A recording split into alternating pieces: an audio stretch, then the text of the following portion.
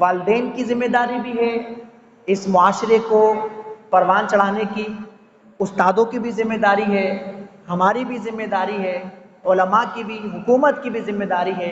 سب مل کر کام کریں گے تو جا کے اخلاق پروان چڑھے گا، پھر ہم اخلاقی زوال سے بچیں گے۔ اگر ہم سب مل کے کام نہیں کریں، میں آپ پہ ذمہ داری ڈالوں، آپ مجھ پہ ڈالیں، ٹھیک ہے، حکومت پہ ہم ڈال دیں، حکومت ہم پہ ڈال دے، ہم والدین پہ ڈال دیں، والدین استادوں پہ ڈال دیں، نہیں، سب اپنی اپنی ذمہ داری ادا کریں گے تو جا کے یہ معاشرہ ترقی کرے گا اور اخلاقی قدروں کا، اخلاقی اقدار کا یہ حامل بنے گا، مگر نہ ایک دوسرے پہ ڈالتے رہیں گے۔ اسی پر اکتفا کرتا ہوں، انہی اخلاقی اقدار میں سے ہے کہ نماز اللہ تعالیٰ کو بہت پسند ہے، اور نماز پڑھنے سے انسان کئی برائیوں سے رکتا ہے، یہ قرآن کا فیصلہ ہے، اللہ کا فیصلہ ہے۔